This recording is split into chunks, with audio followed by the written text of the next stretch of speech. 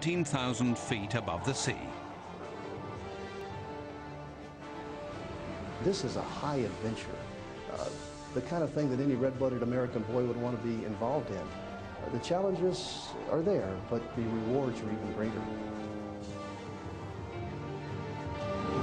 That's the framework within which we interpret our scientific data. Yet for skeptics, taking the Bible at face value is the wrong approach.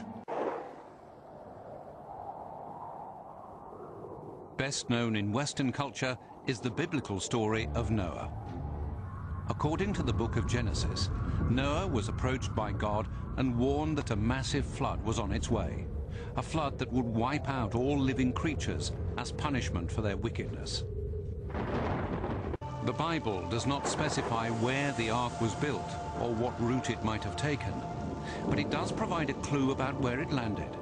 A mountain in an ancient biblical land called Ararat, now believed to be in eastern Turkey. It's like saying the mountains of this particular region. Well, the mountain today that goes by the name Mount Ararat is the one prominent peak in that region. This area surrounding Mount Ararat is considered sensitive by the Turkish government. Just getting permission to visit here is a challenge.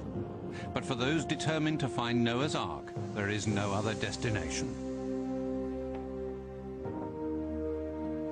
Richard Reeves couldn't agree more. He believes eastern Turkey holds the key to Noah's Ark, and he is convinced that he knows where the ship is. According to the Old Testament of the Bible, Noah's Ark came to rest in remote eastern Turkey. One group of explorers claimed that the ship has survived in its original shape to the present day. The story of the amazing discovery began in 1959. At the time, İlhan Duripınar was a captain in the Turkish army. His job involved studying photographs for a military mapping project. One day, while scrutinizing images, an odd shape caught his attention. It looked just like a ship, encased in the remote foothills of eastern Turkey. Puzzled, Captain Duripınar alerted his supervisors. Some U.S. newspapers. While media attention brought a few curious visitors, no excavations were undertaken and interest soon faded. And that takes explorers back to the Middle Eastern region specified in the Bible as the Ark's landing point. Mount Ararat in eastern Turkey is their prime destination. Not only does the mountain bear the name of the landing site mentioned in the Bible, it is also a rich landscape of unexplored gorges, cliffs and plateaus. Once an active volcano, it is now a sleeping giant. Over the years, John Morris has made 13 trips to Mount Ararat in search of Noah's Ark. He is well aware of the dangers, both natural and political, that come with the remote territory. We've been arrested several times, thrown in jail a couple times, and been shot at quite a number of times. We were attacked. I got bullet holes in the tent and bullet holes in the car.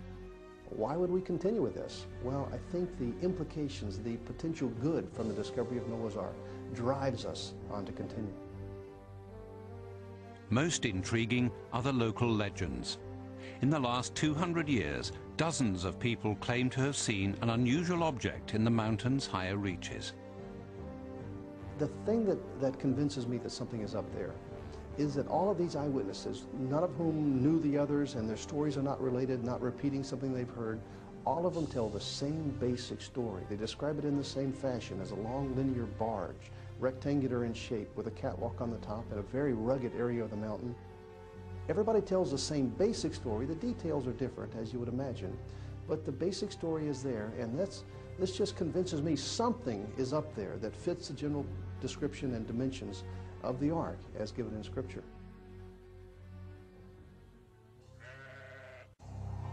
With so many reported sightings, the long barge-like structure should be easy to locate. Yet Mount Ararat's unstable nature poses its own unique challenges. Ice and rock are constantly shifting, meaning Noah's Ark might be exposed in some years yet buried in others. The easiest route up Mount Ararat is from the south. Between an elevation of 5,000 and 10,000 feet, the slopes are covered with fertile pasture. But beyond 10,000 feet, the land quickly turns inhospitable. High-altitude conditions prevail. In winter, temperatures on the upper slopes can easily reach 40 degrees below zero. Due to political tensions in the region, getting a closer look has proved difficult. We've not been allowed to go back to the mountain all through the 90s, but it looks like it's going to start to open up again, and maybe soon somebody will get on there. Until then, most researchers are at a dead end. To get permission to explore the mountain, they have to prove the scientific worthiness of their expedition.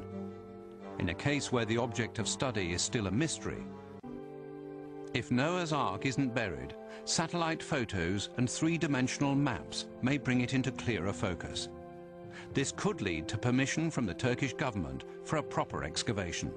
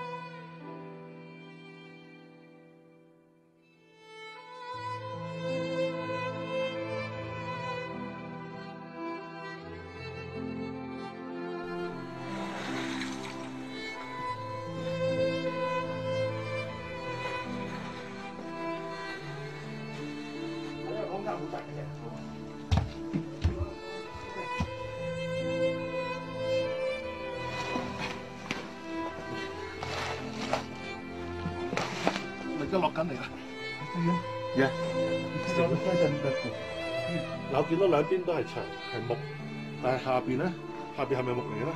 我都見到側邊嗰啲都係木嚟嘅。呢個都係筍坑位嚟嘅。我已經進入咗安州嘅遺骸嘅內陸。我見到嘅咧就係一條木嘅樓梯，呢度係一條木嘅樓梯，聽唔聽到有木聲？好，我諗大家再望上去上邊，見唔見到一條木？呢度一條木，呢度嗱一條差唔多成2-3米嘅長木。